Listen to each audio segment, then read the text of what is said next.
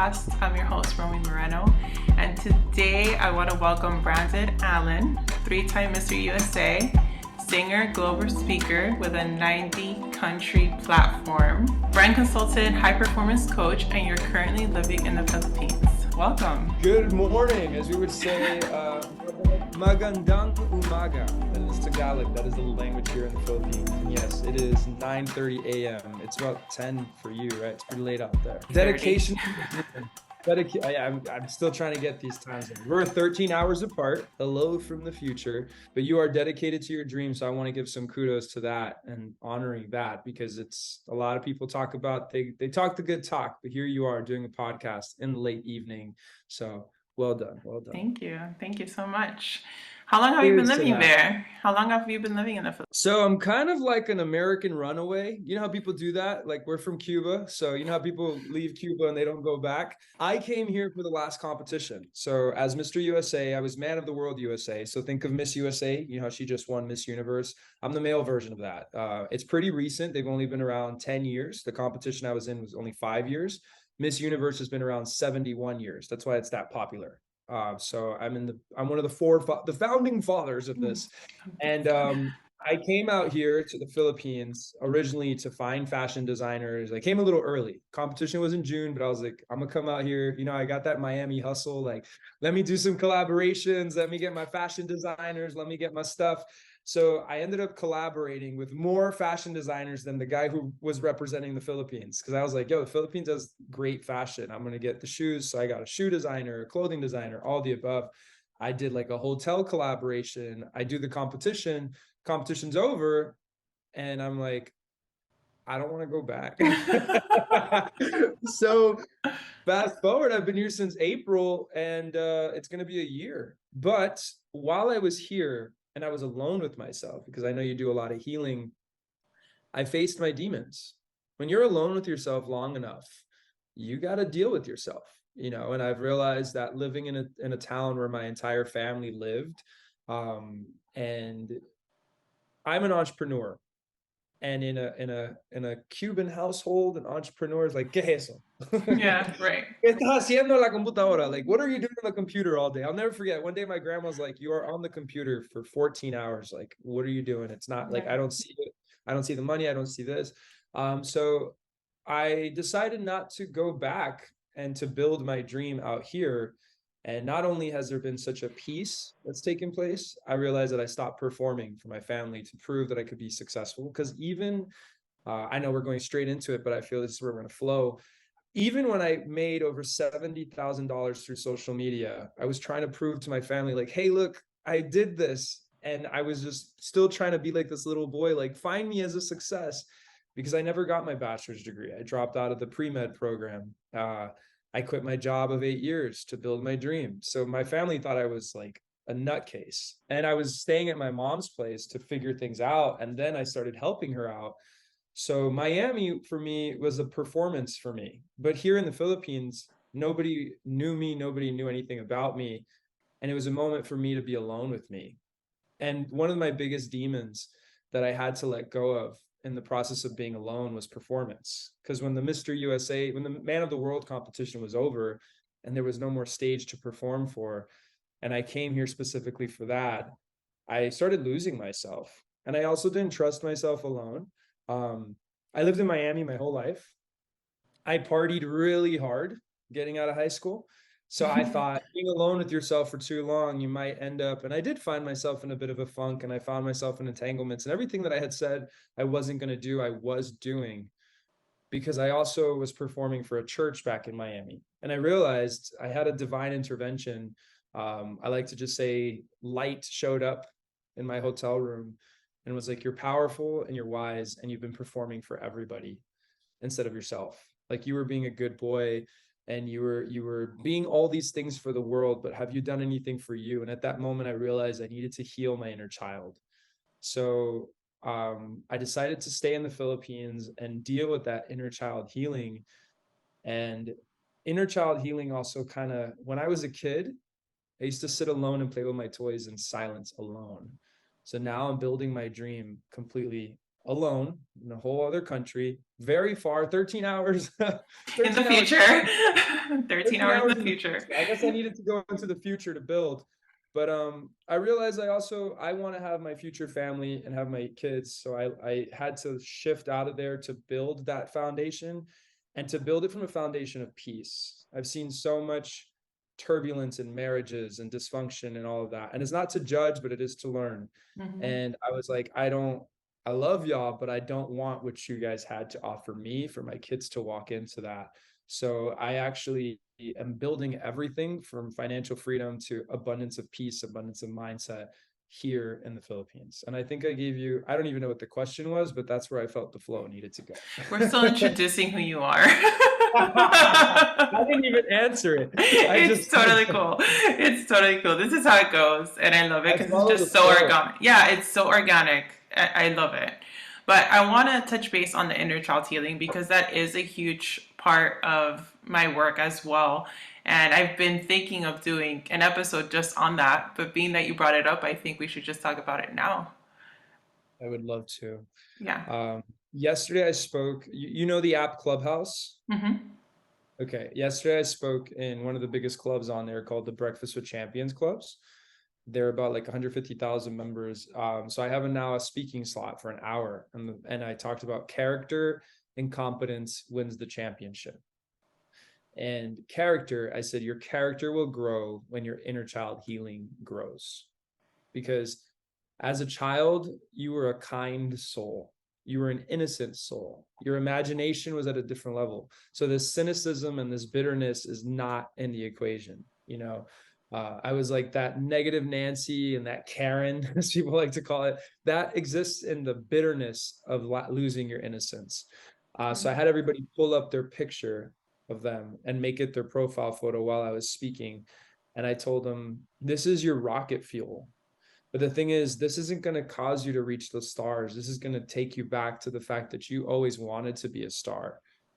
It's like it takes you into going back into that moment. When you were a little girl, I'm sure there was moments where you just like were loud and rambunctious and you just didn't care and you just would twirl around in a dress and felt amazing.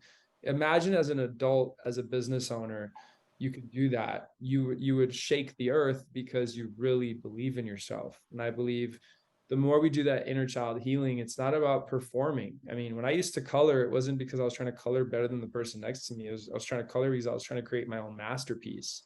And it goes back to that story of the flower. A flower doesn't look to the left or to the right, it just blooms. So the more inner child healing work we do, and I gave this example. Imagine in a corporate setting, everybody walks into work and everybody's a child that day. How much cool would the environment be? So Like, much fun. it would just be a different vibe. So I talked about if you take the character and the innocence of a child and the competence of strategy and brainstorming of an adult, you have a limitless being. So inner child healing is the key to success for wealth, the key to success for joy, and the key to success for peace. And when you go back into that story, and that's why I believe there's light and there's darkness. Let's leave it there. That's why darkness tries to knock you off course in your innocence, because it robs you of peace, it robs you of imagination, and it robs you of your joy very easily. The thief comes to kill, steal, and destroy very early, so that everything else is like chaos, and then you can't build what's going to shake this earth. And I believe we are messengers of light to bring more light into a dark world. Right. Forgot the question again. We're talking about inner child healing, but Yes, yeah, yes. so basically like I'm not everybody has different ways. There's so many different ways to tap into your inner child. So a way that I teach my clients and how I've done it myself is through meditation and just envisioning yourself as a child, different stages, right? And just reparenting that inner child. And what that means is whatever you didn't receive as a child, let your little you tell you what you need. So for me, when I started doing inner child's work, it took about a month before my inner child even spoke to me. And I was getting frustrated. And I was just like, this isn't working. I don't want to do this anymore. And then it just clicked. And I thought, oh my God, what am I going to do? Abandon her? Like she's always been abandoned? And that's when I was just like, no, I'm going to keep showing up until she feels comfortable enough to open up to me. And I did. And within that week, she did. And sometimes inner child healing could just be you're meditating and you just envision your child running with you, laughing with you. Sometimes it's hugging, sometimes it's crying. And different stages, because I neglected my inner teenager for a very long time, not realizing teenagers are children too, right? So that was a whole other set of healing that happened once I started working with my inner teenager as well. But it's very, very powerful work. And sometimes I do inner child healing by acting like a child, doing things that I love to do as a kid that I don't do as often anymore. I'll explain this after, but this keychain is my childhood coming into the 30-year-old. And one thing I've realized about inner child healing, which I forgot to mention, is going into your past, seeing the little girl and asking for forgiveness for dropping the dream, for dropping the belief system. Beyond the abandonment, it was more the abandonment of leaving a legacy. Because as a little kid, I'm sure you wanted to be a superhero. You wanted to be this like limitless being. You wanted to be this queen and everything. And trauma comes in and causes the dissociation. And that's why I wrote an equation one time. I was helping a lot of women with weight loss because you met me when I was a fitness coach. You A met me lot when of I was shit, doing yoga. A lot has changed since we met. because we had a desire, and that's the thing, like it's all written in the desires of your heart. If you sit down, all of these things, they're not on job resumes, they're not in career assessments. You've been doing a lot of sit down and like, I want to help people, I want to heal people. And that's how you continue getting closer, because you're siding with helping the world, right? And then you're going to get more and more ideas, because this world longs for healing. It just doesn't know where it starts. You said a word, you said reparenting, and I just thought, you know how I'm a brand guru.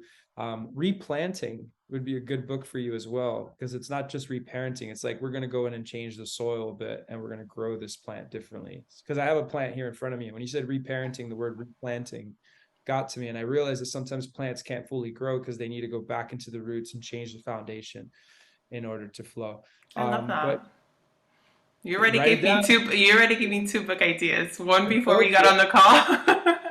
And even just before planting, but it's because you have a good heart. You have a good heart. And one thing you'll realize, it wasn't that your inner child wasn't talking to you. It's that there was still a lot of stuff within the process of walking up to her, in the shame of, like you said it, I abandoned you. But the thing is, you never really abandoned her. You abandoned your belief system in the innocence of her, because that's what happens. There's a bliss attached to innocence. And when trauma comes in, no matter what it is, whether it's abuse, sexual, physical, psychological, it was the naive moments that we don't let go of. And then it's the character that we become based off of that. So then the teenager is the product of the trauma. So the teenager that you have to heal is a product of something that was in, and I was saying this the other day, darkness came to you first, and then your foolishness and recklessness came after. It was originally introduced to you. You wouldn't have even known these things if it wasn't introduced to you. And a lot of times as a teenager, we just think it's us acting up, it's us being reckless, it's us being rebellious. No, rebellion was your innocence was rebelled. And then that's why the rebellion takes place. So what happened for you, and I just saw it, and as I'm speaking to you, I see it, it's that the levels of going back in and going through your timeline of releasing and forgiving yourself for everything. When you finally get to the child, you realize, like, wait a second, this wasn't even me. This is what was put upon me. Right. And that's when I realized I had to do that. When I looked in a mirror, and this is what has gotten me to this level of like flow. I call it a guru flow, especially with healing, because I see things now and I hear things now, and it's like another dimension of understanding. But it had to come from self-love. So I believe we have a divine creator, and he's a foundation of love. If we don't love ourselves, we can't connect with when love speaks, because the resonance of love and resonance of love, the vibration of love, and there's no self-love, then you can't receive it, but you also can't hear it. You don't even know where to go. And lack of self-love is what causes us in a constant circle of defeat. The reason people show up to jobs that they hate and live lives that they hate is because they subconsciously do not like themselves. So they will continue going through the motion. The more that you go back into that inner child healing, when you didn't want something, you said no. You see it as a little kid. That's my favorite word now. I have no problem people telling people no now. You have a kid, you have a daughter, right? I have 2 boys. Okay, you have a son. There goes. All right, so you have 2 boys.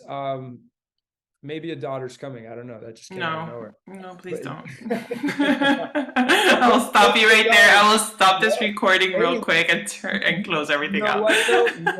Maybe this stage of your life of all of this healing was so when your daughter and everything else does flow. Vas a seguir with the daughter.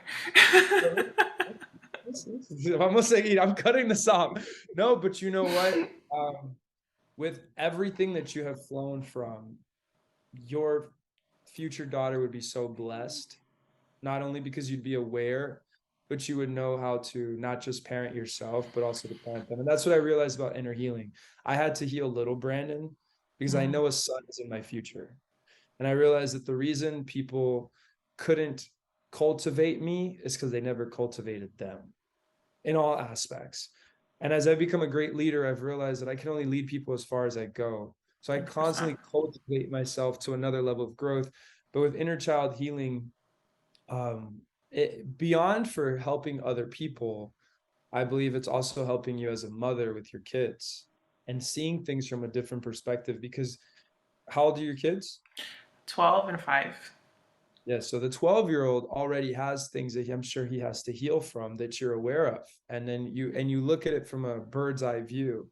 The problem is we always look at things, like I said, the snow globe effect. We just look at the circumstance. My kid is acting up, or he's talking back, or he's doing this. And you start saying, wait, where is this dissociation of character coming from?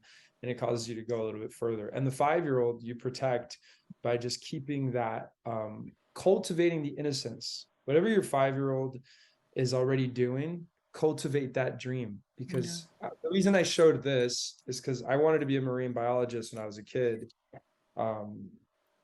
And there was a lot of trauma that happened with fish. And I didn't realize I dropped that dream. My going a little deep, since you do a lot of healing, my mom's ex-husband didn't cultivate his growth, didn't do his healing. And he would psychologically try to destroy me just for fun, destroyed all my toys one day because I broke a kid's crayon box. He had anger issues. He made me fear him. But he made me call him dad. So it was like a very twisted psychological thing. And I had to call him dad. If I called him anything else, I would be grounded or hit. And one day as a little kid, I was playing PlayStation. I was about 6 or 7, and I was forgetting to feed my fish because I was so caught up in the PlayStation. And my whole room was filled with fish wallpaper, fish pillow, everything. And I don't know. And the thing is, sometimes in trauma, you're so numb that you don't realize that this took place until you look back and you're like, that was effed up. I come outside one day. He says, hey, come outside. I come outside, and he's standing on water, and I'm looking at him, and he's like, I just stepped on all your fish because you didn't feed them. Wow. So I literally go back into my room and play my PlayStation, and kind of was like, what? Like I was just so numb. I mean, you're hearing abuse, you're dealing with fear, you're dealing with everything. So fast forward, I do my inner child healing. 2017, I see a picture of a whale shark, an influencer with a whale shark. And I see it's in the Philippines. So all of a sudden the desire to come to the Philippines was like immediate. And I didn't understand why. Well, I get to the Philippines, there's no whale shark unless I go to like a specific island. It just so happens that around Christmas time, I'm able to go to the whale shark. I'm able to experience everything. I swam with the whale, and it was the most majestic experience of my life. I don't know if you saw the reel. on my Instagram. No, I haven't seen it. I'll send it to you. You're gonna cry when you see it now because you know this whole story. And I'm actually gonna share this story on my platform so people could see what happened. I swam with one of the, and a whale shark is considered the biggest fish in the ocean because it's a shark. It's not a whale. Whales are mammals, shark. I swam with it, and there was a moment that time stopped and it looked me in the eyes and we're swimming together. Well, the next day I'm doing a course and I realized that story about the fish that were stepped on. I was like, wow, like my fish were stepped on, but then I got to swim. And the thing is, when my fish were stepped on, I felt like I read this book called Breathing Underwater, that you feel that you're suffocating, but I literally felt like I was breathing in the water. Like it was a different encounter. And I realized that if I didn't do my inner child healing when I saw that whale shark, it could have destroyed me. It could have taken me right back to that moment. Because as I've gone through life, I realized there's triggers. And Mm-hmm. it was about 2 weeks before that, I go on a vacation. I'm here in the Philippines, but Manila's the city, and then all the beautiful islands are right outside the city. It's about an hour flight to get anywhere. Like if you're going from a state to a state, that's here like you're going to an island to an island. And I sit down at a cafe and I look, and all of a sudden it's a huge fish tank with fish. And that's when the childhood trauma came to mind. But I looked at it in a way like I'm living my best life and I've healed. And I look at it and it didn't have that pool. Little did I know 2 weeks later I was going to be swimming in a fish tank. But all of this was coming to the surface and I needed to heal because I would have missed all these moments, beautiful Right. moments, because I hadn't healed. Because I've scuba dived, I've snorkeled, I've done all these things, and I didn't even think about the fish. But as I've been alone with myself, and I've been really going back into the root of my story, and I'm seeing, man, darkness was pretty cruel. What that did for me is it made me feel that I was irresponsible because I didn't feed my fish. It made me feel that I was dumb. And it also made me feel like everything that I own was never going to have value. And I was seeing that traject out of my life constantly. And now I'm living my desires. I swam with the whale shark, and I even have a keychain to prove it. But every time I have this keychain, I feel like a child again. Because as a little kid, I would have definitely had a whale shark on my keychain. So it all comes full circle. That's beautiful. And the awareness that you build whenever you have those moments where you like, this could have been a trigger, but instead I'm just observing how much I've grown in this moment. Which was a treasure. And you feel so much peace. Yeah. I love those moments. It's amazing. But fun fact for me, I wanted to be a singer when I was little. Oh, so the conviction came when I said that I'm singing. Let's go. So, the way that I do inner child work sometimes is by doing karaoke. Love it. This is Yeah. this is the land of karaoke. That's actually one of the Is reasons I it? stayed. The founder of karaoke is Filipino, and here they do karaoke for fun. Like if they're gonna have a party, they'll order a karaoke machine, and like holidays, people are singing karaoke at like 7 in the morning. I was like, in Miami, it's just when you're really pissed drunk and you're singing at a bar and there's karaoke. It's not like a family gathering thing, Well, but I here, used to do that at my family gatherings. oh, We here would it's. always end the night with karaoke. So then you might be Filipino too. I'm just kidding. Maybe, who knows? Who knows? Wow, that's amazing. But yes, so that's what I Do you wanted want me to to do. sing? Yeah, go ahead. I'll sing Yellow by Coldplay. Okay. Look at the stars, look how they shine for you, and all the things that you do, and it was all yellow. That's beautiful. Oh, I love it. I love music so much. And you had mentioned earlier how you had auditioned for American Idol. So we could get into that story. And I actually had Brian Del Toro on my podcast, who also auditioned for American Idol. We got into that. So why don't you tell me your story about your experience? So as a little kid, I always dreamed of being a star. I had no idea that how it would go about. I thought it would be acting, I thought it would be singing, but I wanted to be a star. I now realize it's because I'm called to be a great role model. So destiny has me set out to be a star because I focus on, hey, the more light that shines on me, let's shine on projects that no one's looking at. So for instance, the more that my platforms have grown, the more I've done like inner healing and motivation and all these things. So I didn't understand it. I thought star as a kid, you see a star and you're just like, I just want to be a star. You don't understand that it's literally destiny saying, I need you to be a powerful public figure because you have a big mission. So um, I would write love songs and like fourth grade. I would listen to Casey and JoJo. I was writing lyrics, all this stuff. So when I got into taking electives, I would never take chorus because they look kind of weird. Like I was like, I don't know if I want to do this. Like I still wanted to sing, but I would sing on my own. I'd sing my own jams. Like low So I key. did drama for 4 years. Then I get to high school and drama was even weirder. Like it just got kind of funky. It was a little interesting. So I decided to join the chorus. One of my friends was in chorus, and I joined chorus. And I was kind of like drumline. I never learned how to play music, but I was one of their best singers, one of their best male vocalists. So I made it into the top choir. In my senior year, I was in their top choir. And in the process of that, I find out that American Idol had an audition, and we were creating like a little boy band, and we'd sing at like we would sing at some like uh like fraternities and stuff have like talent shows. We would sing and we would do great. We would get into the talent show, all of that. So my grandparents, I don't know how it just got there so quick. And I was writing a song called like Singing on Stage and all this stuff. And my grandparents, before I know it, were taking a drive to Tallahassee to try out, no, Jacksonville, from Miami to Jacksonville in a pickup truck to go try out for American Idol because I was certain that I was gonna win. Like I had my inner child innocence of telling everybody, every store I walked into to look for a pair of jeans because I needed jeans for my audition. Oh, because I'm trying out for American Idol.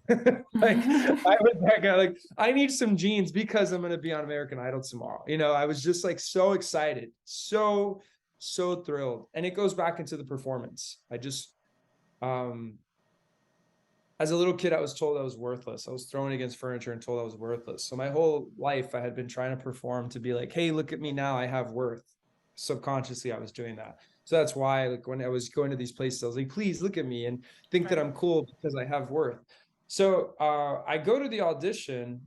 There's 12,000 people in line. So I'm like, whoa, wait a second. And there's like no Simon, no judges. It's about 6 auditions before that. So then I realized, I'm like, how do people who sing bad make it on a TV show? And then I see someone sing bad. I see someone sing like Jennifer Hudson, the one from uh Diva. What's it called? Diva Girls?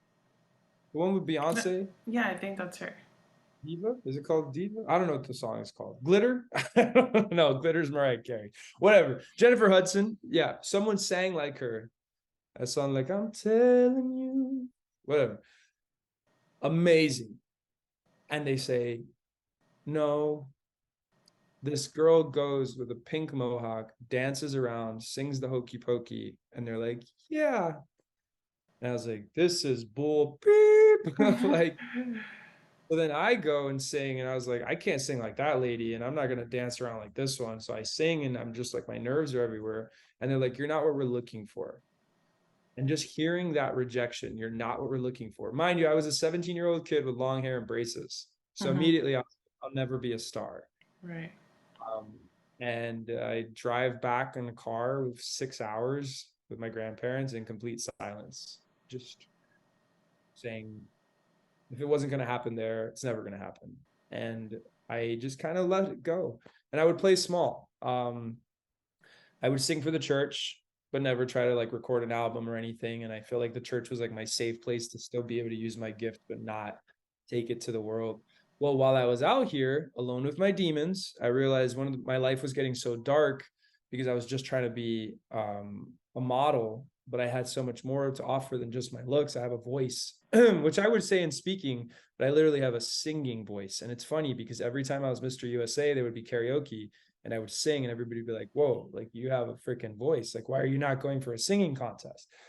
So while I was out here, I literally felt God tell me, like, you're not a model, you're a singer. Like, you can always model, you can always be an image, but you're a singer. And in that moment, I was like, you're right. Like, a part of me always knew this is what I need to do. And there was times in my funk that I kept feeling like, you're a singer, that's why you're in a complete disconnect with your life, because you're not flowing in it. So I answered the call to it. And one day I woke up at 4 a.m. and I said, I'm going to dedicate, because I want to write a book, launch an app, and launch an album 2023. So one day I woke up on a Sunday and I said, this is the day I'm dedicating to start the foundation of it. I woke up at 4 a.m. I downloaded this app called Splice, where you get a bunch of sounds. I start listening to different sounds, and like a lightning bolt, lyrics hit me, and I start writing it down. Within 3 weeks, I recorded the song. So I've actually recorded the song. I have glimpses of it. I don't know how the Zoom would go, so I could actually sing parts of it to you, but it's about breaking out of depression. It's called Life Abundantly. So it goes, you want to hear a glimpse? Yeah, sure. All right. So it I'm goes, all for it. I don't know what you walked in here with, but you're not about to leave with it. I don't know what you walked in here with, but you're not about to leave with it. Let the light resound, heal your soul, take back control. Your mind is your own. Tell it to leave you, tell it to leave you, tell it to leave you alone. Depression, normal sessions, this is my confession. Now on joy, peace, prosperity. Ready to be, ready to be, ready to be the best of me. So we have a house beat attached to it. I could almost hear it. It's so crazy. Like the way that you sing it, I could almost hear the music in the back. I don't know. I don't know if it's my intuition that could put it all together, but it's hot. I love it. This song is hot. I can't wait to hear the full So that's more of an version. acoustic version. We have like a party version to it that I've been working on too, but I might have like the two versions, because I that's more of like the flow.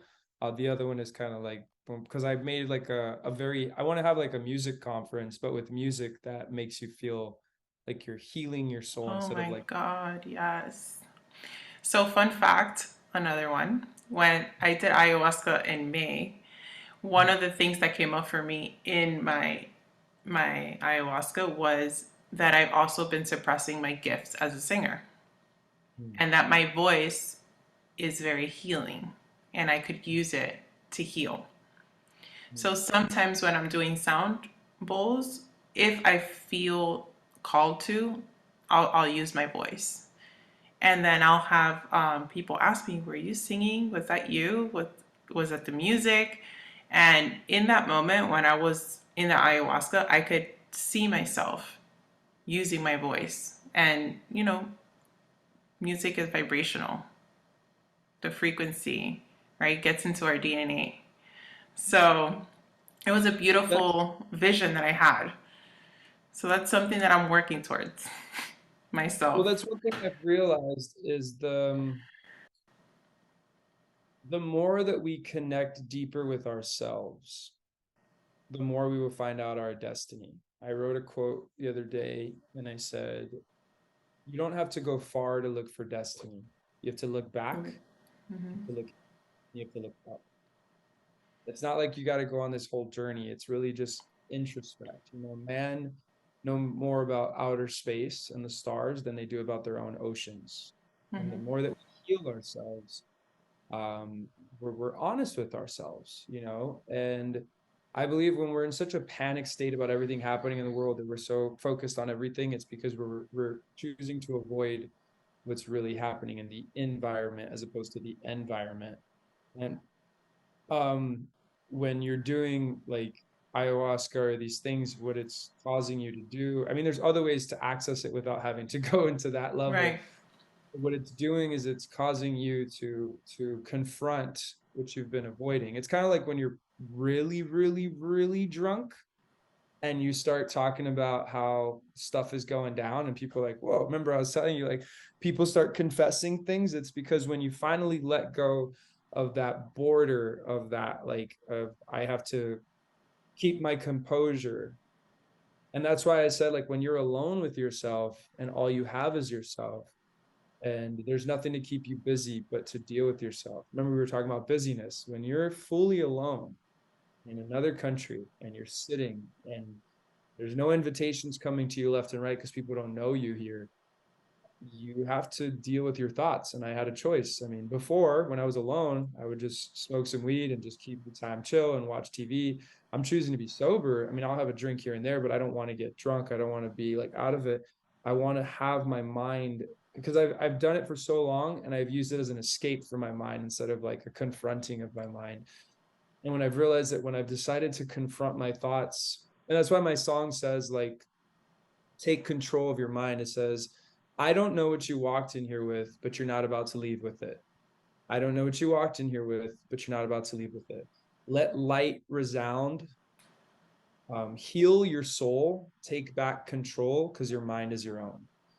And that's one of the biggest healing process, of just knowing that you have control. And I'm sure you realize that, because these people that go by the textbook, and there's people who go for the medications. I really believe that if the human soul decides to take back control of their mind, it's a workout. The same way it takes work to lose weight, it takes works to heal from trauma, all these things. But there is an ability, and you have to first believe that it's possible. The same way that it's possible to live your dreams, but it's going to take work.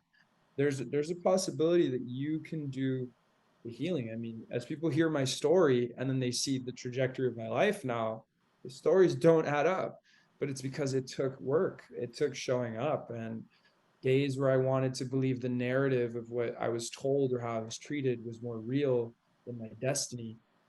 The circumstance now is not even real. It's a product of trauma, but the real is the divine design of how you were invented. Like, singing is more real than when you were like in the yoga space. It's like, that's been the real deep part of it. Everything kind of gets you there, but that's like the real raw identity.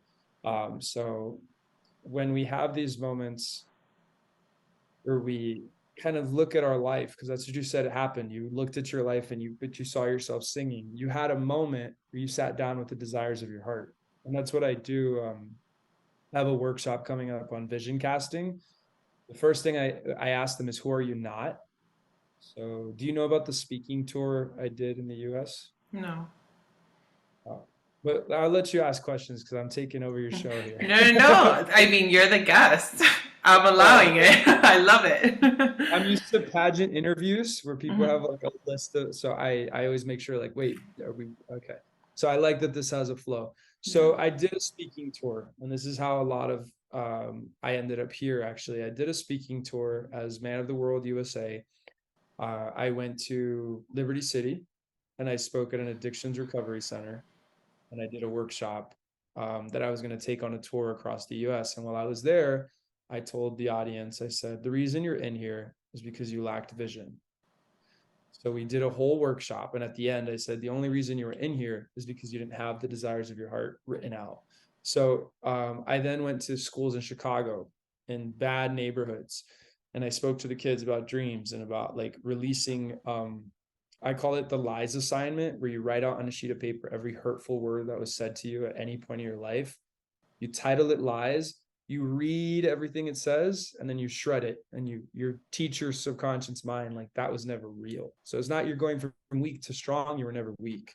You're not going from ugly to beautiful, you were never ugly. You're not going from worthless to valuable, you were never worthless. So you start understanding that it was never real what was said to you, so you're not trying to prove or perform for it. So in my vision workshop, we're doing that. But then after you remove the lies, then it's like, but then who are you? So you Right. sit down, write out a list of the desires of your heart. If you ever want to know who you are, the greatest mirror reflection is giving yourself the space to write out. And I did this, Steve Harvey recommended it. And now I tell people it could be a little bit less, but you write out 300 desires that you want to do before you leave this earth with no judgment. When you do that, singing will pop up multiple times. Like you'll be like, oh, I want to, and you just like, you got to be real with yourself. But one of the most beautiful things there is when you see how much you want to help this world. Because I did the list and I felt like the ego side popped up, like, oh, but then I literally felt just divine intervention say, but look at how much you want to help the world. And I started noticing that a lot of my desires, I put a star next to them, and about a high percentage of them was a blessing to someone else besides me. Yeah, I want my Lamborghini, I want my private jet, but then I also want to create things all over the world. And I realized I'm like, wait, that's why the desire's there. Like our desires of our heart, like with singing and healing and everything you're doing now, it could be that you're called to release an album that help people heal through trauma, like Adele, but in a healing way. Because Adele kind of keeps you in the trauma. She keeps you in the cell. Yeah. She's the anti We're still rolling in the deep. yeah, that's one of my karaoke songs. Yeah. But what if you are like exactly that? Like you are the opposite of Adele. Like you take people through the healing instead of through the moment, and it's just like the bounce back, you know. That could be your calling. And the more that you sit down with the desires of your heart, you realize I want to travel the world. Well, it could be through singing that'll open up. We will see. We will see. With your daughter. Yeah. Oh God, no. Maybe the daughter, because you're not the first person that tells me that they see like a little girl in my future.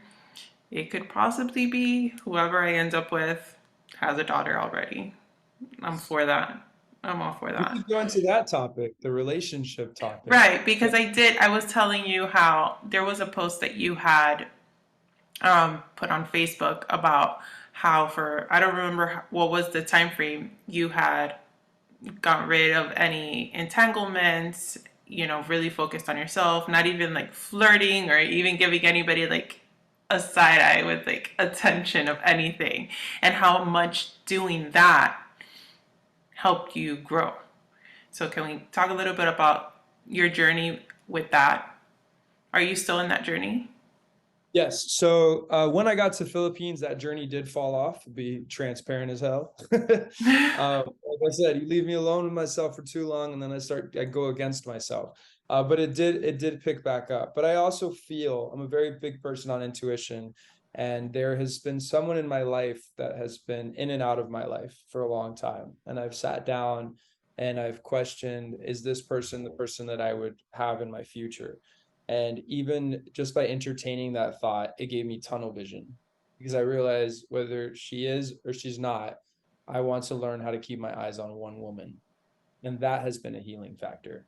Not only have I focused on healing me, I've been focused on avoiding distractions. The biggest enemy of men is distractions. The reason marriages fall apart is because a man got distracted from his empire. The reason businesses fall apart, a man's distracted with how he's using his money. The reason just a man never builds his empire is because he's distracted. So I've learned that the more I've learned how to have focus on the task at hand, that it creates just a powerful, powerful flow. And even a lot of my self-love journey, because yeah, I was abstinent, but then I had an addiction to pornography. So that doesn't help. Like you're pretty much, you're not doing anything, you're doing a lot. Right. What really broke the pornography, and this is transparent as hell, Mm-hmm. was forgiving myself originally um, for the actions that I had taken, because pornography is a very shameful addiction. It's something that you not only are hush hush about it, but you're not so proud about it. So when I let go of all of my shame, when I looked at myself in the mirror and I said, I love you, and I let everything go, I meant it. There's moments in your life when you're like, when you tell somebody like we're done, and then it's like, no, like we're done, right? When I said I love you and I let everything go, it was like we're done carrying all of this. And it was in a moment where things were getting really dark in my life and I was losing myself because I had lost my identity. I lost my identity. I lost my morals. I lost my perception of self. And it happened while I was out here, because I was always trying to be a person for other people. I was even trying to be abstinent for religion. And um, God told me, he said, you were doing this not because you loved yourself, but because you wanted to be accepted by a certain organization. And I was like, Right. wow, that explains the pornography. It's like, if you loved yourself, you wouldn't be having these addictions. And it really brought a sense of healing where all of this broke off from forgiving self. Because I realize, even in religion, it talks about like your sins are forgiven, right? But nobody talks about, do you forgive yourself for your foolishness? Do you Right. let yourself, can you believe in a clean slate? Because if you do, you won't continue. Like for let's say the girl who finds herself in a lot of entanglements, she keeps getting more entangled because subconsciously she's just like, who have I become in all of this? And then now she takes on this identity. But when you heal from it all, you go back to being a little kid, and a man and a woman can hang out together, and it doesn't have to go into all of that Right. funk, Mm-hmm. and it helps with business. When you're building an empire, you could either build an empire or build a hookup, but you can't do both. So you have to, and that's why I put up a post about that. Like if men could go to clubs and network instead of network, it would be a whole different world, And I've done that. I've gone to clubs out here. Yeah, I'll have a drink or two or three or four, whatever. I'll have a drink, but my focus is not who am I going to take home tonight or who can I dance with. It's literally who can I connect with social media. It's a different Yeah. perspective. And I It's your realize intention is completely different. that's the thing because the intention of I like sleeping alone in my bed because I trust myself. I love myself and my space. I was telling the owner of this unit, I said, this is my sacred space. And the more that we honor ourselves and the more that we love ourselves and the more that we forgive ourselves, the foundation of peace is the only door that people can walk in through. If you're not coming into my foundation with peace, you're not welcome into this close of my space. Because what I'm learning in this book called Relational Intelligence, and it talks about we use the word friend so lightly. Well, imagine boyfriend, girlfriend, like we're bringing these people in. And even if we're saying we're talking, like we're saying we're more than an associate, you're a friend, right? But it's like, who are we really allowing in our space? And are they coming with the foundation of peace? Because um, it's when you really love yourself, it's like a little kid. A little kid loves themselves. They don't understand it fully, but you tell them to do something, they're like, no. It's something about adults that we always feel like we gotta just kind of show up a certain way. Like we sit through meetings that we don't want to be in, but we feel like we gotta do it just out of respect. Like kids have no tolerance for crap. They're like, this sucks. This is boring. Have you ever heard a kid say like, this is boring? Like Yes, I we have gotta two. well, we have to be like that. And it's not that we're being immature. It's just like, if this is boring, then why am I sitting here? Well, the same thing in a Right. relationship, same thing in text messages, same thing. Mm-hmm. I was telling guys, like, if you're in a date with a girl and you don't know if you're the only man in her life, like, cut it off right there because you feeling like, oh, she got three other guys, that's unhealthy.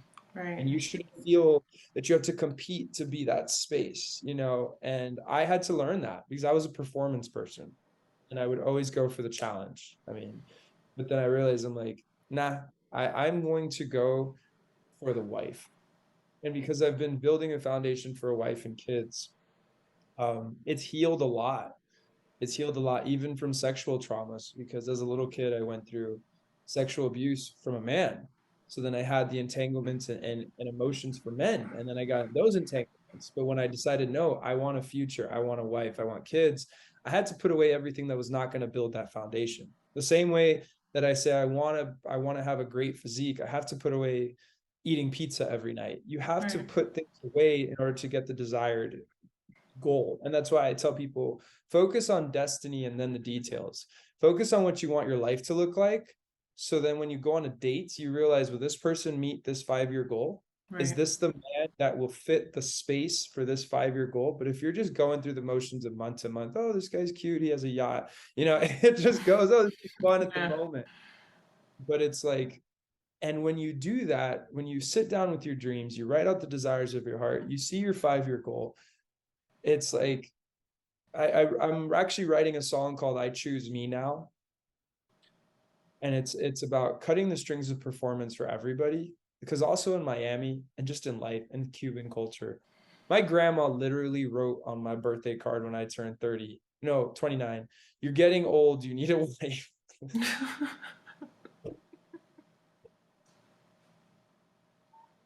Te estás poniendo viejo, necesita una esposa. Oh my Literally. God.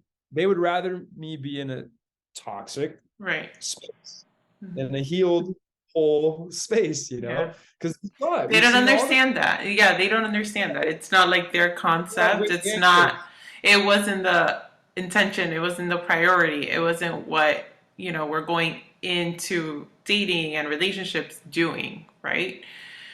But yeah, it's a lot of work, especially where you're doing this healing work, meeting people, you have to make sure that you're evaluating them. And I brought this up because I'm in a place right now where I'm taking a step back, right? I've been going to therapy because, we need help as well. And my therapist said something that she blew my mind because, they say when when you continue to attract emotionally unavailable people, there's a part of you like that's unavailable. And in my head, I'm like, I'm very emotionally available. Like I am, right? She goes, yeah, but you could be emotionally available, but it could just be your soul that's unavailable. And I was just like, got it. Okay, so we're doing this now. So then that's when I decided I'm going to take a step back. I'm cutting off all those, entanglements myself, all of those. Even if somebody comes at me like flirting with me, I just cut it off like right away. Like, stop right there. We're not even, don't even say another word. Like, this is not happening, right? As to before, maybe I would not entertain it because I wouldn't entertain it all the time, but I would just, the conversation might go a little bit longer than it should have. Like you said, saying no, not having the patience for certain things. That's where I'm at in my life too. I can't sit and have a conversation with someone that if I'm bored, I just wrap it up.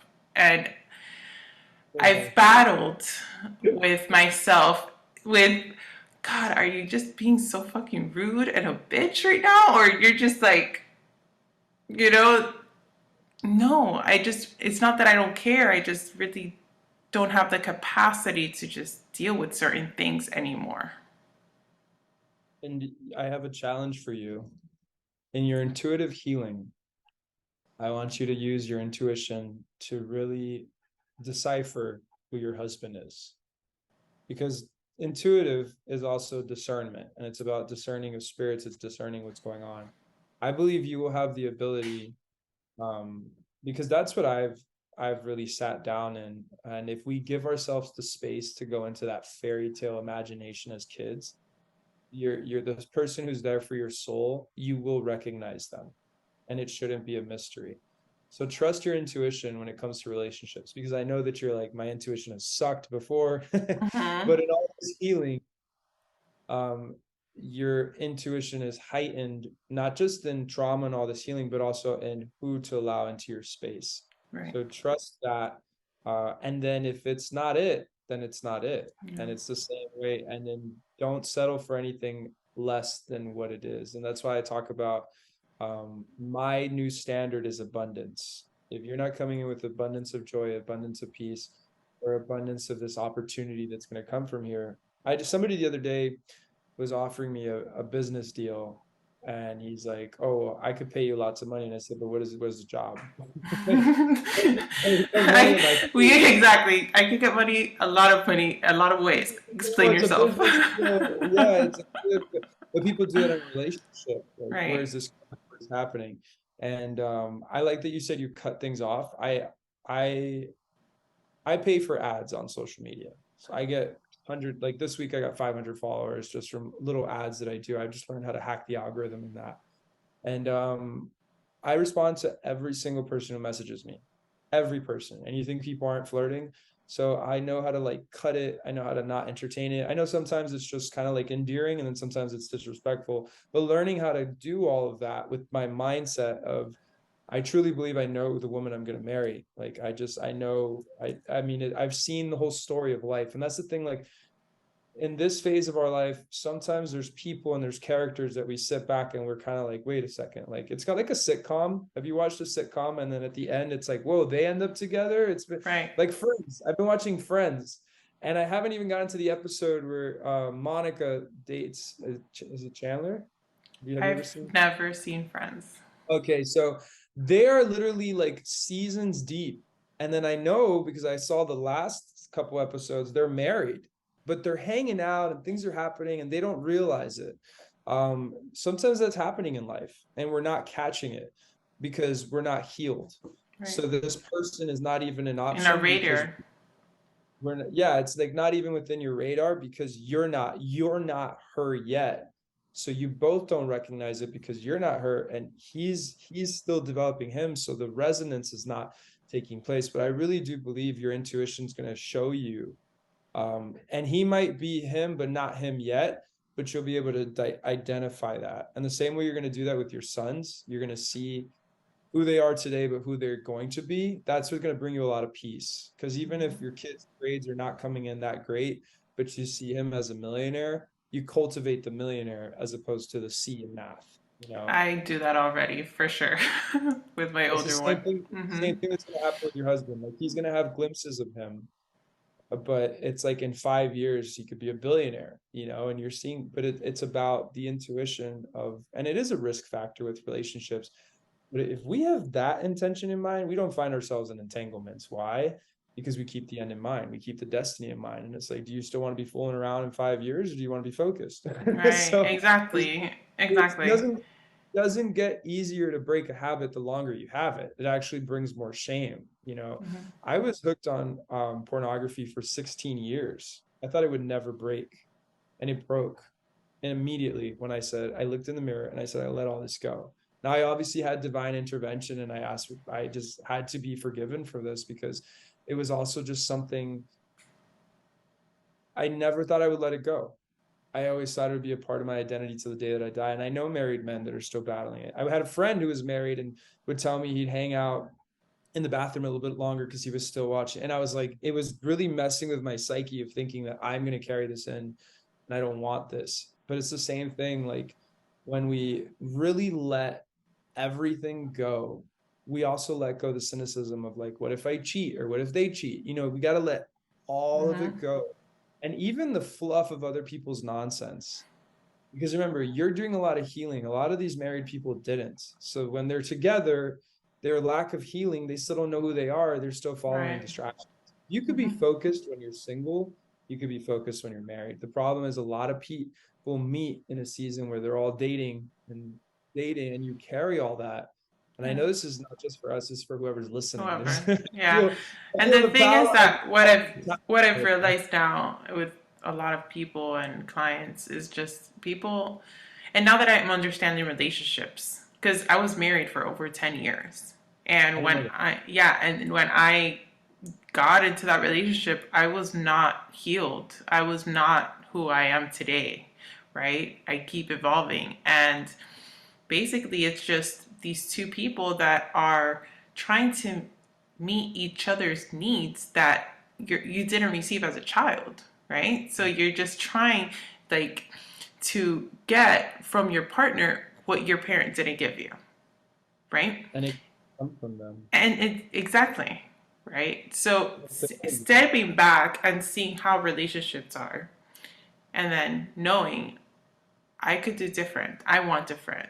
Things aren't supposed to be like this. Yes, it's not a fairy tale, right? People have their disagreements, but it's not a disrespectful way. It's not a way that, you know, You just made me it's realize toxic. something. What? You are powerful, dangerous. No, I'm just playing. Um, the woman that I do believe that I'm called to be with, and there's things that have happened. I've actually told her this. Funny enough, I'm wild and I have a childlike imagination. But recently, um, something happened and it created a bit of a disconnect, and it was my gentle side that caused it. But this woman's father passed away, and she had a very, very close relationship with him. And I realized something as I said that I probably sounded like her father, which scared the crap out of her. because I am in a father season. And that's the thing. A woman is attracted to a husband in a father season. She's attracted to a boy in her little, but when a woman is in her woman season, it's like, you know how we have the mating call? A husband is a different kind of attraction than a boyfriend. Am I wrong? Like you No. see, someone even says like husband material, and I am in that space with how my platform is, everything that I'm like, all right, now I could build where a family can walk in. It's a very different thing than a Miami boy hanging out at the bar. It's just a different thing. It's not to judge, it's just a different flow. You know, Right. I've just seen too much of the world to go back to where I was. But also when I speak to a woman, especially if it's a woman that I'm interested in, the whole story that we've known each other for many years, and I sent her an audio because I realized that my messages are very dry. That's even with you. Like I send my audio because sometimes I can sound rude, and it's just because I'm just trying to get this across quick. So I was like, I could speak this faster than I'm gonna type this. I sent her an audio recently, and I brought up her previous relationship, which she opened up about. And I said, I know that you battle the trigger of a previous relationship where someone showed up and they acted like they supported you, but they didn't. But I just want to let you know, as a friend, I really do care about you. And I just left it there. And that's been one of the hardest things for her to respond to. But I've realized that it's like the healing process of letting go of a narcissistic relationship and a father who passed away.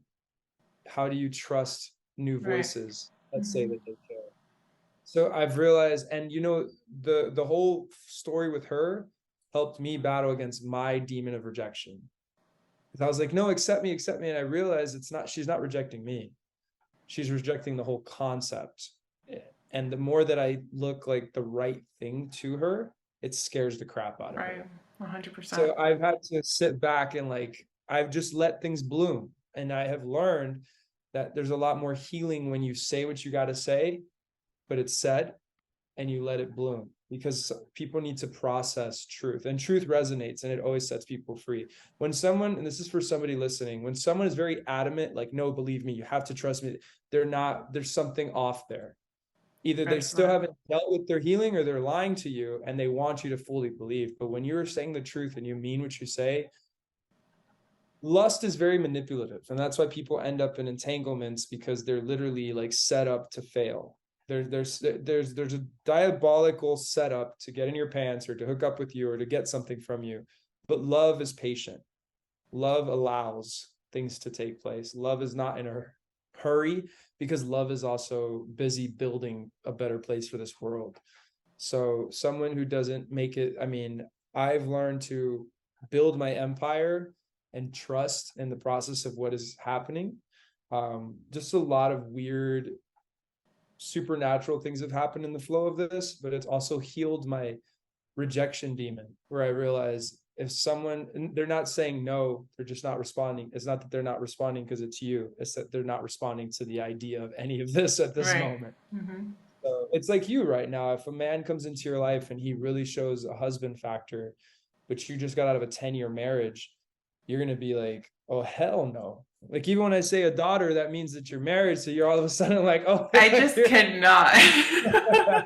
it's not just the daughter, it's the family. It's the new family. No, I've been divorced already for over 2.5 years. So Not that long. I know, but I've done a lot of work Yeah. when it comes to like knowing what I want and the conscious relationship and all of that. But like right now, when you were talking about the whole lust thing and everything, like I literally cringe just the thought of that. Just somebody entering into my space. I've never been like that. So there has been a shift within the last like month and a half for me where I'm just like not interested. Like just the thought. And it's so new for me because I've never been like that. So I'm still trying to figure out like what this is, but I'm allowing it to just be. What do you mean? Like, Okay, so I've always been a very sexual person. Like I've always wanted to connect with somebody. I don't care, whatever. Lately, I can't even fathom the thought of anybody even coming around me at all. well, why? Because as you healed your inner child, there's also an inner splendor and an inner honor. And I mean, going back through our traumas, and we see that what excited a lot of these hormones and things was that I thought of it one day as like a flower was open before it was time to bloom. So the whole process of blooming wasn't the actual bloom. Like, yeah, you can open it up and it looks how it does, but there's this new, and I was going to tell you, and it's not to hit on you, it's just like there's like a beautiful side to you. Even looking you in your face, it's like your healing is beautiful, your glow is different, and you're Thank you. noticing, looking in the Hmm. mirror, you're blossoming differently. That's because you went back in and you replanted so that you can finally grow into the fullness of you. And that also causes you to be cautious of what is going to affect my growth. And it's subconsciously, you're way more protective. I Yeah. found out that diamond, I was in a room one day and they were saying the most expensive diamond is not even in the glass with the light on it, it's in the back in the safe. Like when you understand that you are that most precious diamond, you don't just want to be carried or even hugged or kissed by someone that's not going to honor the value. And what happens when you heal is you understand your value. So it's like, yeah, you have your urges, but then you're like, but I'm way too valuable. And Hmm. that's why the person who is called for your life is going to value you and every aspect of you, and will cultivate you to understand that value, because I believe the man's identity is to speak the identity into a woman.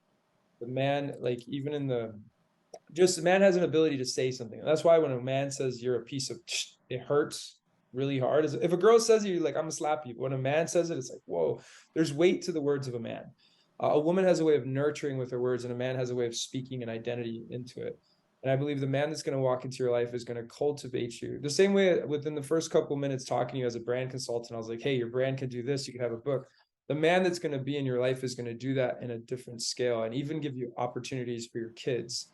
And you have to be open to allow him to correct certain things, because this has been your empire. But I believe a man is called to be the head of a household. And as a woman, that submission to that is also a very important factor, because sometimes in a marriage, you're still the head of the household because the man wasn't getting stuff done. So you're so Right. used to having to do everything.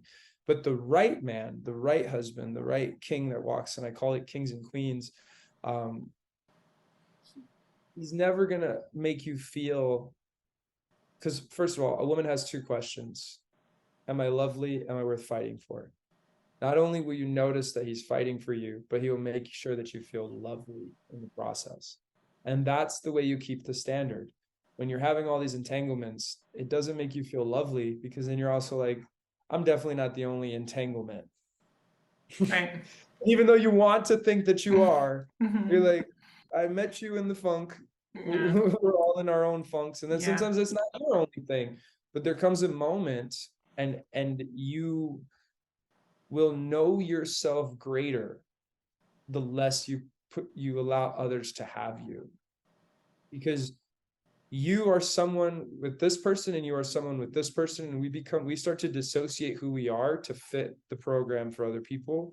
But when you cut off the strings of all programming, and when I think of entanglements, I think of being suffocated. So, Like, mhm. we don't realize it, but it's like you're being suffocated because your voice doesn't matter. And then you also feel like, who am I to say anything about this? Because, and it just becomes remember when I said go get your charger, the unnecessary stress I know, and entanglement. that's what I was thinking. I'm like, this is what I did to myself as I'm walking away. I'm like, this is what I did to myself.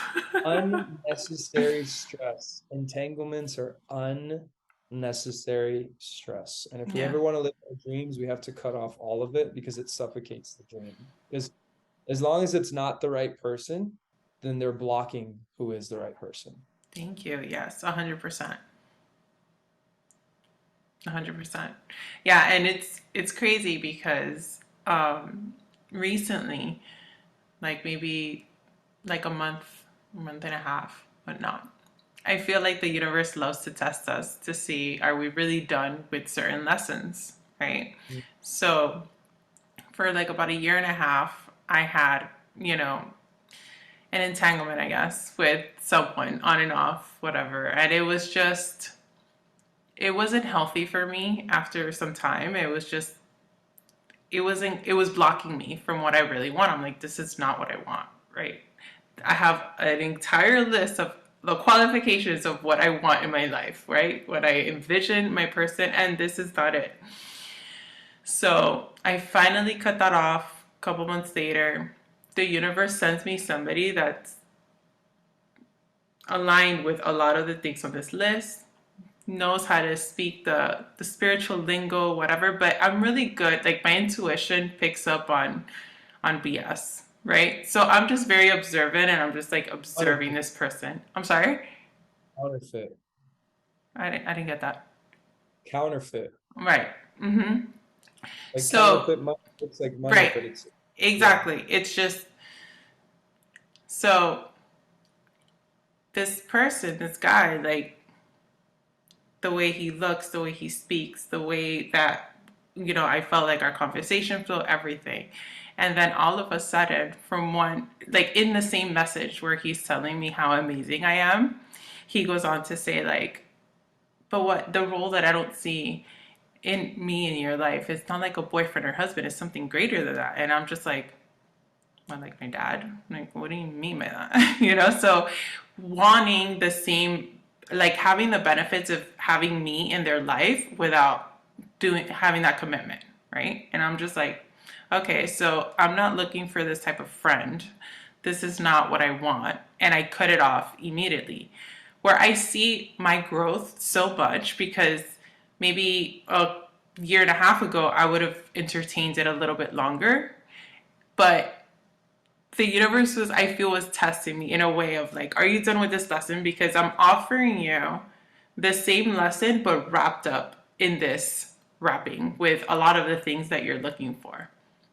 But me knowing that what I want is not what you're offering, and I'm able to just immediately say, no, I'm done, walking away. It made me feel so good about myself. It made me feel so powerful.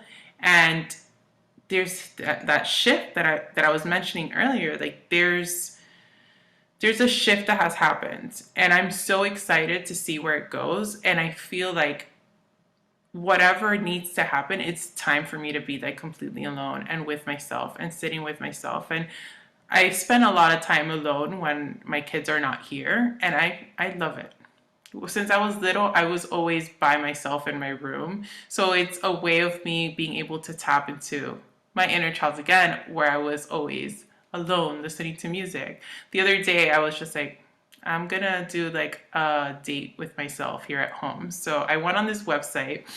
It's like random country picker or something. And I went on the website. I would go, whatever country this lands on, I'm going to make whatever, like their famous dishes, whatever it is.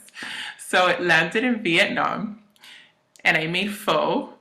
And I was listening to Vietnamese music as I'm like making this, and I'm like, I didn't know Vietnamese music was popping like this, but okay, like, and I'm like listening to the music, and I made the pho, and I just sat with myself and I enjoyed it, and it was just like so great. Two things. One of them, I know who you're gonna have next on your interview. It's one of my friends, Alexandra, and she's actually, I told her to go on a date with herself, and now her whole brand is gonna be on that. So I'd love for you to, even if you just connect with her, very, very powerful woman. The other thing is, so the universe is split up into light and darkness. We see it, love and lust. I'm actually writing a book on this. That's what the book is called. It's like manifesting. Which realm are you manifesting from? So light longs for us to be free. Darkness wants us to be bound. A lot of times the dark distractions are not necessarily from light, but it's darkness trying to take us back into, doesn't like us being too free. And the way I think about it is slaves, their textbooks were taken from them. Their books were taken from them. Cuba, they don't have real textbooks. So the communism is able to take control. So as long as you're in entanglement, you're not as powerful as you are when you're free. And think about it. An entanglement means your legs are tied. And when I Right. think about entanglement right now, I just thought about how, imagine you're swimming in the water and something tangles onto your leg. You can't swim out of that water. And the number one threat to darkness is freedom. It's thinking. You right now are more of a threat because you've cut off entanglements and you're like, wait, this is toxic. So as you talk about it, you're setting other people free. You become a threat darkness. And that's why I believe like light is the absence of darkness. And the more that you set yourself free and the more that you heal, you end up in the hands of light. And that's what I've realized. Sometimes it happens through rock bottom, or sometimes it just happens through revelation of deep healing. And to be able to discern darkness is, I believe we're born with giftings that are part of our calling. And I keep telling you, it's discernment. You have the gift of discernment. It gets more heightened the more that you connect to you were created. And the thing is, discernment gets skewed during trauma, because when you're naive and you fall into trauma or something happens to you, then you consider yourself having bad judgment. And by having bad judgment and believing yourself as someone with bad judgment, you keep making bad judgment decisions. What happened in the last entanglement? You saw that you had good judgment. That's where your power came from. Because for a long time, you feared your judgment. You're like, I keep doing those dumb things. I keep following the wrong way. When you realize, like, wait a second, there is a wisdom, then your superpower, I call it a superpower. We're all like mutants out here. Your superpower of discernment, of noticing the snake, the wolf from the sheep, the wolf in sheep's clothing, the counterfeit, the narcissist. A moment of power came back because you went back through the whole trajectory of your life of all the times where you had bad judgment. And that's why you felt so good. But that's also because that's your strength. And darkness doesn't want you to know that that's your strength, because once you do understand that, you're able to call it out on other people's lives. And when you sit down and do intuition, your intuition got stronger after you had your encounter. So the reason light allows darkness to do these things is because it's going to shape you to get stronger. The same way, like, I came to the Philippines and like had a moment of just like losing myself, but it allowed me to get stronger. And that's the problem with religion. Religion wants to protect you and say, don't have sex, don't do this, don't do that, don't do that.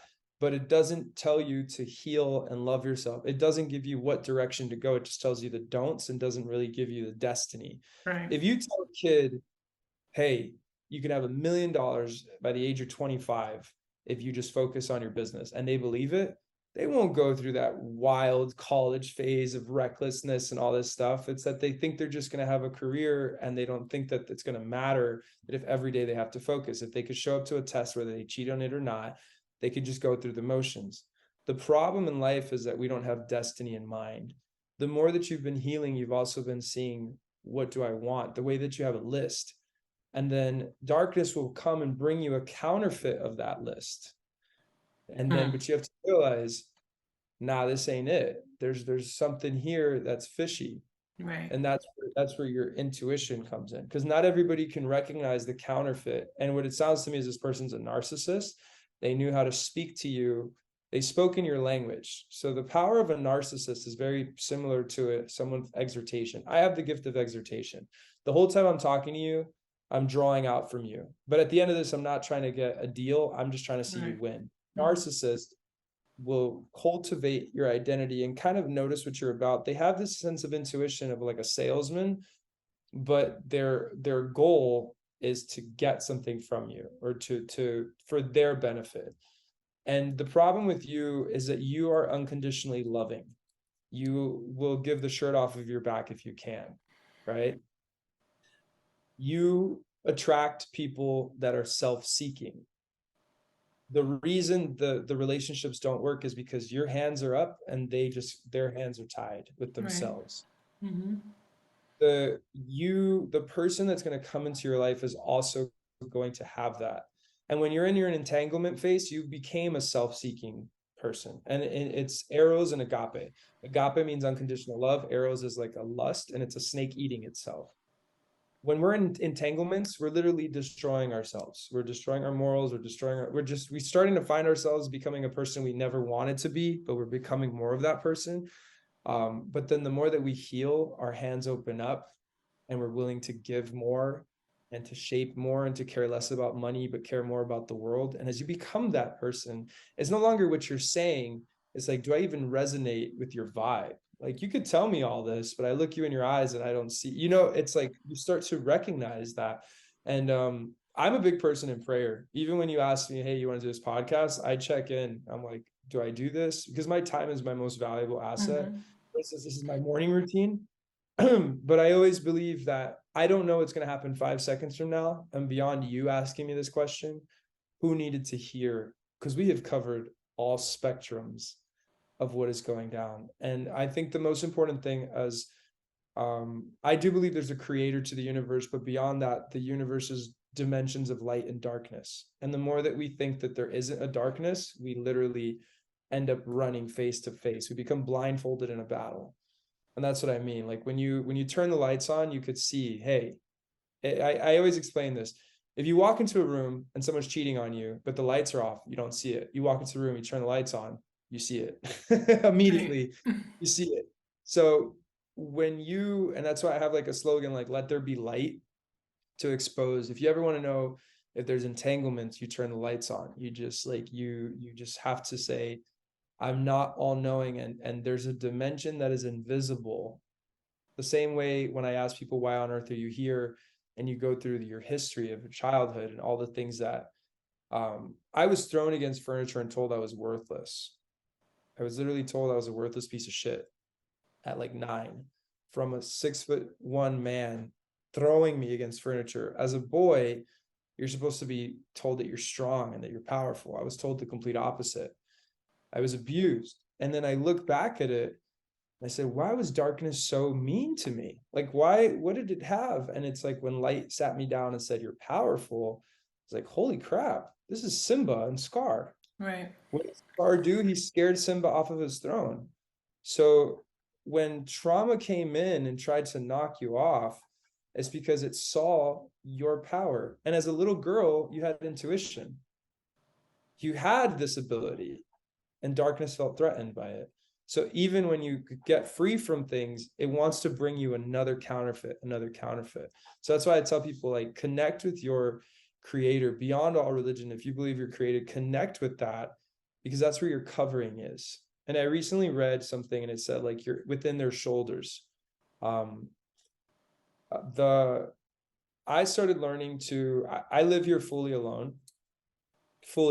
Like, and nobody from my family sends me money or tries to help me or anything. And that stripped away a lot of blankets from things. Cause like if you have a flat tire, you can call up an uncle or something. Here I got like, I might have friends, but I'm fully alone. And I've learned to just see my divine creator as my ultimate provider, but provider of healing, peace, and joy at the same time. And in that, I have also seen as my protector. I sometimes walk around with $1,000 watch on the slumps because I have a meeting. I could easily be thinking I'm going to get robbed and something's going to happen to me. And all of a sudden it comes against me. Mm-hmm. Well, the same thing, now that my platform is reaching 90 countries, I'm speaking every day, I'm getting business opportunities left and right. I turn the lights on before I have a conversation. Because I mean, I know you, but I don't fully know you. So I don't know the intentions when you ask me to do a live video, what are you trying to leverage from it? If you're going to waste my time, all those things. Right. So when you turn the lights on, even the text message or the person we entangle with, a conversation is an entanglement. You're going back and forth with a friendship, all these things. When you turn the lights on, it exposes the motives. And as being an intuitive, like having your intuition is from the dimension of light. Darkness is manipulation. Manipulation and intuition can't operate in the same space. And that's why people who are manipulative are immediately being found out by you. Mm-hmm. Exposed right away. Right Because away. you have the eyes of an eagle, and an eagle can see 4 miles in the future. So you started, while they were talking to you, you were evaluating them. But I also Mm-hmm. want to tell you, sometimes you have to be in the present as well. Because cynicism could be like, what are your motives? And someone could just want to be there. Yeah. So No, what I've learned, yeah, because I've been both, but what I've learned is to scan my body. If I feel something in my gut, like my gut has a pull, then that's when I take a step back and I start observing. But when I'm with somebody, I'm fully present. I'm giving them the benefit of doubt. But the minute I have like that feeling, that's when I'm just like, okay, so let me observe from a different lens, right? Because then I feel like that's my intuition, like kind of giving me a little warning, right? because Dreams are a superpower, but greed is also a supervillain. So right now, it's late at night, but you had this passion to connect with me all the way in the Philippines. I don't know how did we even like a Facebook message? I don't even know how this came about, but you were adamant because it's in connection with your dream. Well, greed Right. is the same. Oh, I need to talk with her because I'm going to make money off of this, and I need to like it That's has true. that same force. The Mm-hmm. thing is that love is power and manipulation is force. Power is stronger than force. And that's why I say when you forgive yourself, it's an outside power that comes in because love is not only from us, it's from like God is love. So the more that we work on loving ourselves, we literally tap into our God-like factor. And that's how we become even more powerful. Because when we love ourselves, we love our dreams, we love everything. And you become this like limitless being. Well, trauma was forced. You were forced upon just getting off course, basically. But power is stronger. And the more that you tap into the power of intuition, the manipulation, because force is manipulation. Cuba, we're from Cuba, right? They forced them into communism through manipulation, and now they force them into oppression through their force. Right. There's no love there. But the love of my grandfather to get the hell out of there is what got me to my dream. So it's like understanding the difference. And notice, and this is going to be a key factor for you.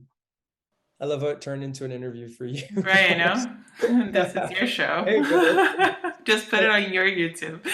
no, I was thinking, I was like, this is a good YouTube video. No, but honestly, and it goes back to, are they forceful?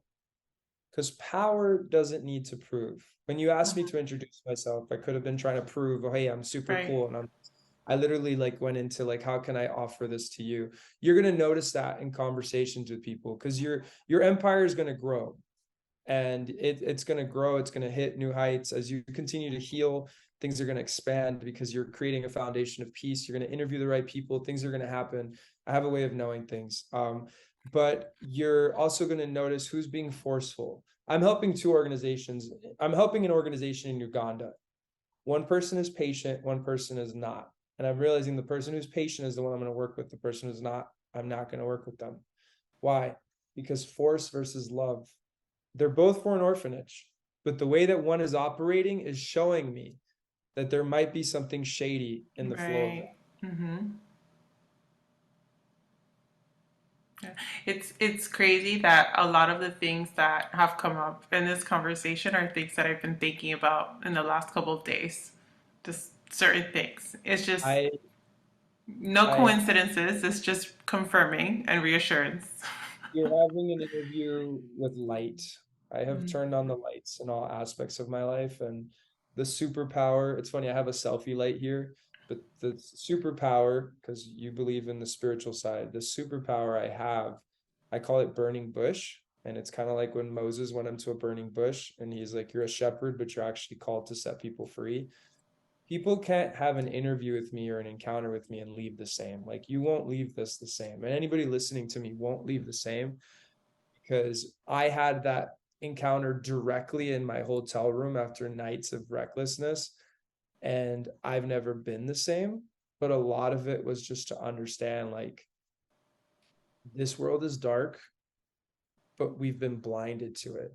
Like, we've been, and I believe darkness has even used religion, which blew my mind because you think religion is safe. And it's like, but I was like, no, darkness used religion to keep people even further from their creator by keeping shame. But I went back into the history of like, okay, he was clearly a historical figure, Jesus. Now, whether he was a savior or not, how did he operate? There was a woman caught in the act of prostitution that he said, I'm not going to shame you. But religion will shame the prostitute if she's thrown in Right. front Mm-hmm. of it. Mm-hmm. Like they'll shame the teenager who's having sex. And I saw it happen within relatives in I saw people leave a relationship with God because the church made her feel like a whore. Like, I've seen it all. And I was like, wow, darkness will even use religion to keep people away from destiny. So I started looking at everything. And the more that I have questioned everything, I have become an even more wise being, and I've connected with just turning on the lights. And I have lived in such a peace because the same way I walk around with my $1,000 watch because I'm like, I'm not going to look like a poverty because I'm walking through slumps. Like I need to get to my location to still have my meeting. Like it's not that I'm purposefully doing it. It's just, this is my business. Like this is my empire. This is my flow. And I don't fear getting robbed the same way I'm walking through life, and I don't fear being manipulated, and I don't fear scams, and I don't fear, it's just a different level of turning the lights on. And those questions you've been asking, when you asked me to do this interview, I know that because of what I've been, it's power, it's not force. I haven't forced you to think. I've just, power has exposed a lot of what you were about to be manipulated with business wise and things like that was just exposed. That's the difference of power. And I had no idea. So manipulation examines and then attacks. Darkness is smart, not because it's all knowing, but it's all observant. It observed you as a little girl. So then it said, let's take her down because she has this gift. I don't know anything about you. I've never even really spoken to you off of in the last couple of years. We spoke like once or twice through social. I don't know what you're doing day to day. I wasn't on your Instagram checking that, but power, it exposes, it's light, and it doesn't make sense until it makes sense. But you're welcome. Thank you very much. You're amazing. So much, but yeah, like we both met when we were in different spaces. You were in the fitness, I was doing yoga, and we met at a fitness networking event. But I remember when I met you, noticing your light and noticing what a beautiful soul you were. And not like in a way like, I was attracted to you or like anything. It was just, I just saw you. I saw you for who you were. And we started following each other. We were in contact, whatever. And then I started seeing your healing journey and seeing the things that you're sharing. And like I told you before we got on the call, that I look up to you so much for the work that you're doing for men, because men need so much healing, so much healing. And it's something that I hold very dear to my heart because, what happened with my father and how he took his own life because he didn't find that healing. So to see somebody leading by example is such a beautiful thing. And that's honestly why I wanted to have you on here, because it's so in alignment with what I believe in and the work that I do. So thank you so much. Your desire to help men heal brought your deeper healing because your intentions were love. The more that you keep your intentions love, your expansion of your empire will continue to grow, and you will receive above and beyond abundance. And you know what? Something just came to me. How you were saying how the darkness would try to like block you from doing what you need to do. And what just came to me is, for many years, I did not want to work with men at all. I didn't want to take any male clients. Because of my trauma, because of, I felt like I don't want to be in a situation where I might be taken advantage of or whatever. And it just came to me that was the darkness keeping me from helping them. Because, like I mentioned to you before we got on the call, the majority of my clients right now are men seeking true healing without wanting anything more from me other than to help them heal. So I was picked on by men. I was called gay. I was called pussy. I was called weak. I was bullied. My stepfather was a man. Speaking into men's life was one of the most uncomfortable things, because then when I became a model, I was hated by men. I would purposely not be invited to parties by guys because I was the best looking guy. Like it sucked. Like guys would not invite me to things because they were scared that the girls were going to like me more. So my whole life, like, men hit a trigger. They made fun of me, all these things. And then I found myself in entanglements with men. So then it confused everything. I was like, what the hell? When I realized I'm a male empowerment speaker, I was like, oh crap, it makes sense now. Like, what was one of the things that my stepfather would say? And like I said, it's not him, it was darkness. He was just a vessel. He was a vessel of darkness. He didn't heal. Now I do hold him responsible for not healing, but everything else that happened, there was a deeper agenda, because it doesn't make psychological sense the way that it came after me. But when you see how powerful I am now and where I'm headed, it makes sense. In my song, it says it all makes sense now. Like it does.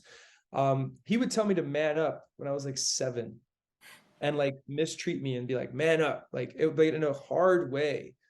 And I never felt man enough to have a girlfriend. And that's when I started falling into the other side of things. And I was like, well, then I'll get with a guy, because I kept feeling like, and I would literally become and manifest more womanly because I would only hang out with women because the men would make fun of me. So it was like, when I decided to become a male empowerment coach, I was like, these men gonna listen to me? And then it's like, well, then they're gonna think I'm showing off. But then I realized, like, who better to speak into a man than the man living the life that every man desires? I have freedom of time, I have peace. I look amazing at the age of 32. A lot of people let themselves go by their like 30s. All my friends from high school have pretty much let themselves go. I'm looking better than them. Um, but I also have a platform. I'm Mr. USA. A lot of men wish they had this accolade. But then for me to take the performance, instead of being like, look how awesome I am, I go into them and I said, you need to heal so you can catch up to where I'm at. Right. And I just realized that you speaking into men, I would actually like to partner with you, and you just tell these men, follow Branden. Like, you're a heal, and if you want to heal every day, just follow Branden. I have a group called Kings. It's $5 a month, and it's a Telegram group where I share a message to men on how I've overcome depression and how I've like connected with them, and just like creating a space, because I've been in group chats with guys and it's garbage. This is actually a space. We have CEOs, we have investors in real estate, and we have kids in the Philippines that think they're going to be poor for the rest of their life. And I put them all in one space and I call them all kings. And I show them that I just did a mile in 5 minutes, and I'm literally cultivating. And I sent the message to this guy because we're creating a foundation of it. I originally wanted to do it for free, and I was like, we got to fund it because I want to rebrand men. Right now, there's a horrible brand for men. It's either crazy, narcissist, jerk, like super feminine. Like there's just no like integrity. There's no honor. There's no it's just not part of the brand. And I believe one day I was like, am I supposed to just be a male model? And then I literally felt I'm a template. The way I'm operating in my life, the way I'm focusing on my future family, the way I'm building my empire, it's a template for men to follow. Now it feels uncomfortable when men are like, I can never get there. So that's why I've been talking a lot about, I was told I was worthless as a kid and I got here. You can get here. Like my story of childhood is a lot worse than a lot of other people. So it starts putting away the excuses to be like, damn, this kid didn't just like have a hard life. He was conditioned to fail. And I found out something recently. I was mistreated at the age of 1. And that I can't remember, but somebody told me. They said your grandma was scared because she saw you get mistreated and you were 1 years old. So I'm like, darkness came after me at 1. Now it makes sense because I'm a template for men. Right. And if men rise up to the occasion of being focused, women wouldn't have all the trauma they have today. Because a lot of the trauma that women deal with was unhealed men. Is it not? Like, yeah. And the men deal with unhealed men as well. And what I believe it is with you is that you are a safe space for men. A man can open up to a woman a lot easier. And I'm sure you've seen it in relationships and entanglements. Sometimes a guy will open up and say a little bit more than he can with another man. I am at the space where they open up to the woman, but then they get cultivated by me. Like send them to get their butts up and take care of their body. I actually have a client I'll send to you. Funny enough, I'll talk to him and be like, here, you need is you, because I'm tough. I'm like, someone's like, you don't believe, I was like, I deny your excuses. Like I have gone through so much. One guy got mad at me and he's like, do you deny PTSD? And I say, I deny your excuses because I was raised in PTSD. Was raised in a home where I could hear my mom getting beat next door. Like, I deny your excuses. And he was like, and he wasn't in the military or anything. He just went through some stuff.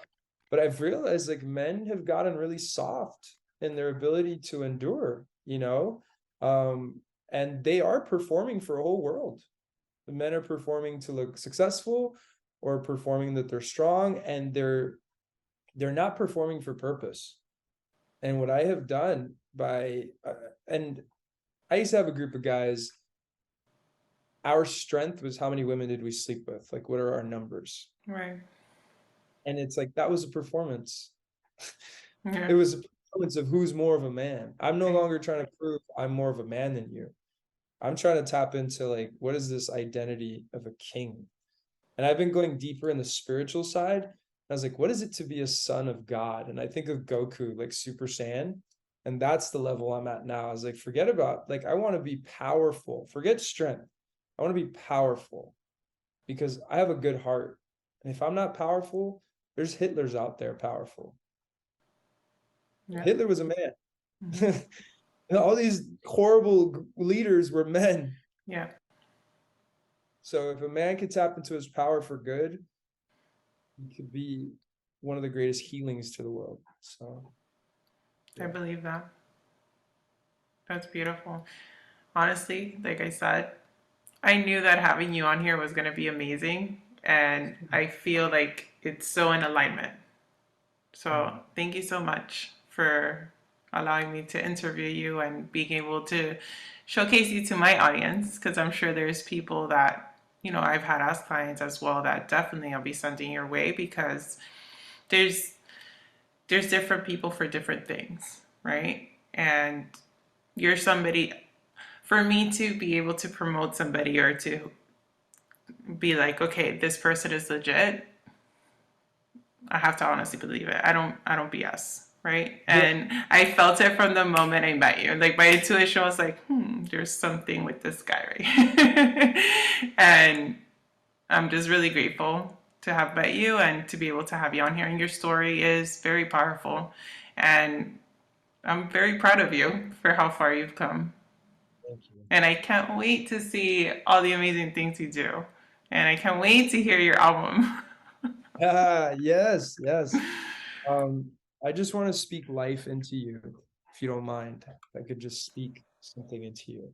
Sure. I want to speak that light begins to shine in such a way that as you look around your entire life, even the things that were manipulated that you're not aware of, that those cords are cut, that any ounce of darkness that tries to stay within the crevice, you know how sometimes you have shadows to things, but that all the light exposes even the shadows, because in the residue, dust can pile up, and darkness likes to use even the residue of things. But from friendships to family members to anyone who is requiring your attention or your wealth, that all of it is exposed at this moment, that there is a freedom and that you will no longer feel any subconscious performance for anybody. And as you build your empire, there is not 1 ounce of you that has a subconscious audience that doesn't believe in you, but that little girl version of you that you've healed is cheering you on as you continue to build your empire. That's beautiful. Thank you. I saw all of it. Thank you. Yeah. And one thing I wanted to mention, when you're like, oh, imagine if we as adults, just go out and just act like kids, right? So last weekend, I took myself out to see the sunrise, and I was wearing a sweater with cat ears, right? I love Oh, cats. I love cats. And then I'm wearing all black. It was chilly, and I'm just like listening to my music on my headphone, full blast. And I'm like dancing, and I'm just like, I don't care that I look like a black cat at the beach, just dancing and doing whatever I want.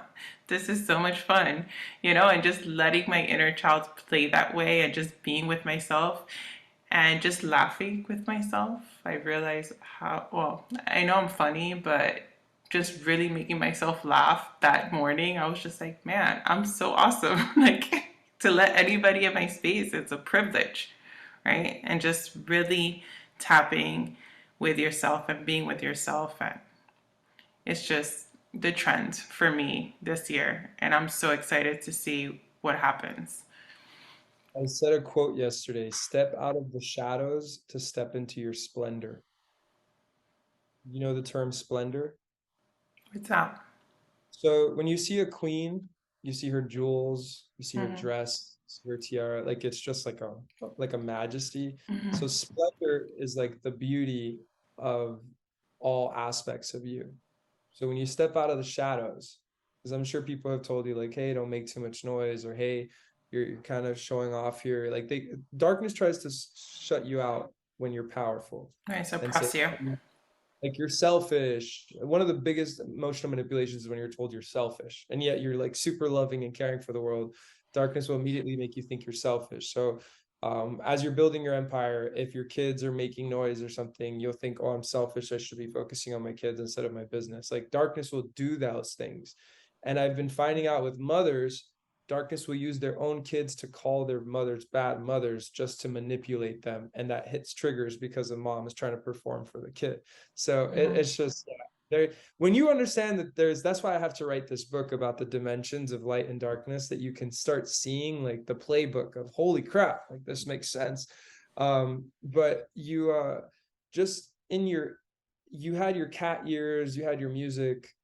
I call it abundance, when you just start dancing because you have an abundance of joy. I do it all the time here. I just put on like certain beats and I start shuffling, and I realize I'm completely sober. I used to have to do this with like tons of mollies, and now I just do it through my joy. Right. But it's the splendor. Like you've been in the shadows for too long, and sometimes the reason you procrastinate your greatness is because the shadows has been comfortable. But the more that you see the splendor of the 5-year version of you. Can we do something real quick Let's before do you it. go? Sure. All right. This is my kind of, I guess you could call it sound healing because I do sing, but it's a meditation of you walking through a hallway 5 years in the future in the house of your dreams. Am I You closing already, my eyes? I'm yeah, like ready. I'm yeah, yeah. ready. Yeah, Let's I feel like go. I don't have to take you through the breathing. You're already ready. I was about to start with the breath. No, when you breathe, if you take about three breaths, I'm just gonna start creating sound. Going.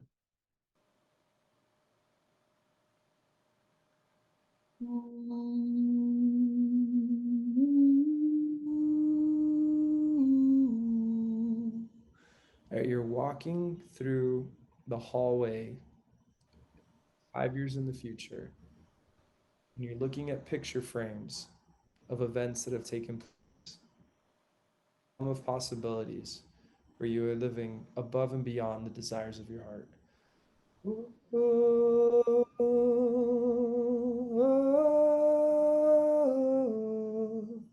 You see a picture of your family. You see events that have taken place.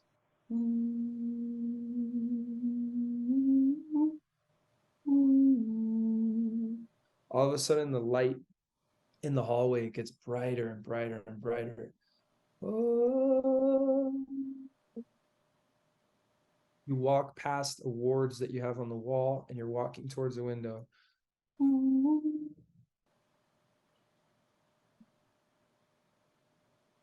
You look out the window and you start seeing people that have manipulated you no longer have access to the perimeter.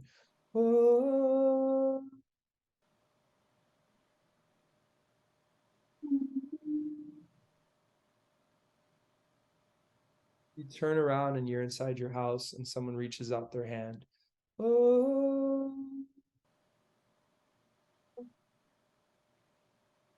That person says they're going to guide you through your entire dream. Your hand is a little resistant because you don't trust people, but all of a sudden you grab their hand, and all of a sudden you're fast forwarding through the whole trajectory of your life.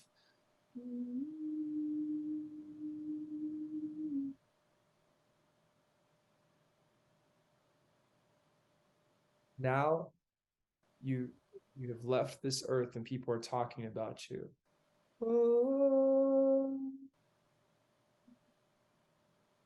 And they're saying this is how she shaked the earth.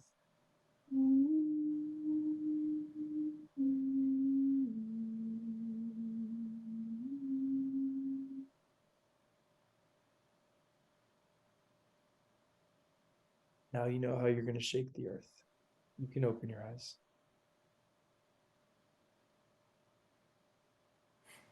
That was really cool. I felt myself go really deep. I'm like, wait, I need to finish this podcast. I can't go that deep. Oh no, but that right there is that's I call it light meditation. Like Mm, it just keeps getting brighter and brighter and brighter. And it's the moments where I've never actually done that to the point where I say who's manipulating you, but I felt like you needed to look out the window to see who's not having access into that. I don't know what's going on in your life, but I just mhm. saw there's people.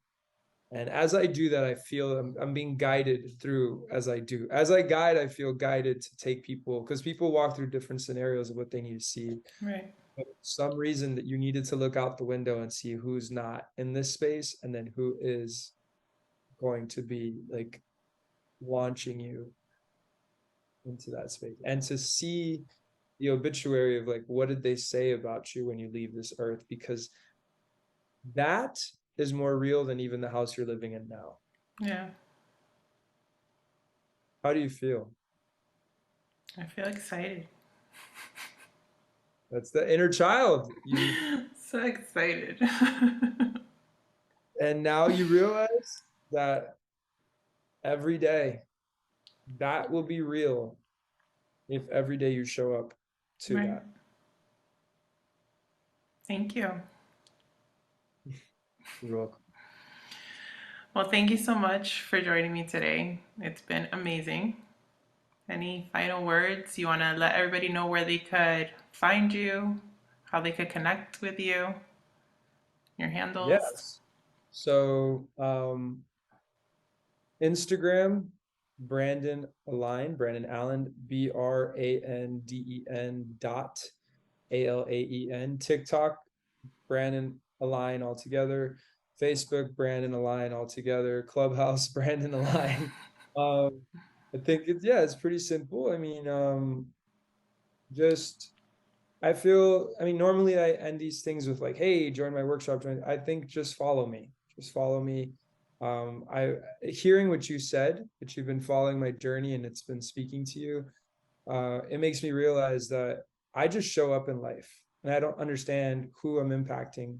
And my platform now reaches over 45,000 people across all spectrums. It's impossible for me to know who is watching. But I believe the more that I heal, I give people hope, not just for healing, but the more that I'm experiencing the desires of my heart, it's giving people hope that that's a real thing. And the more that I've worked on myself, um, I do little stories now every day. Like right before this, I was talking about why you need to heal your soul. And I think the greatest investment people can now make in their life is just follow me on social media and just keep me as one of the people that you actually follow. You know, we press that Mhm. button so easily, and where are they going? Right. My goal is to be an exquisite role model, especially for men, but in general, for millennials. I want to be one of the most profound millennials that leaves this earth focused and shook the earth, because I stepped out of all spectrums. I quit my job, I quit school, I quit everything to build my dream like a child would. Like, I don't want to do this. I And don't want to then do this anymore. I want to say, let there be light. You know, religion has pushed us so far from a divine creator, and I'd still believe we were designed to win and designed to fly.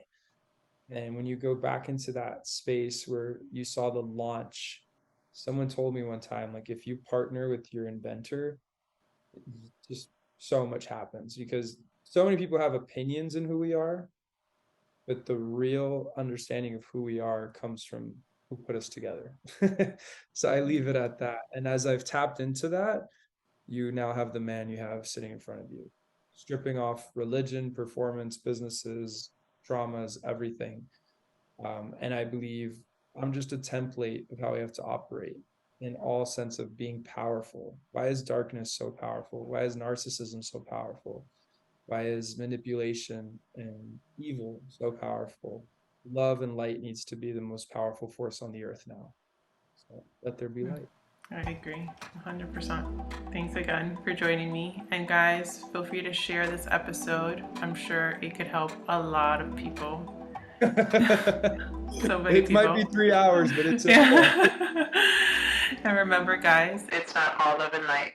Till next time.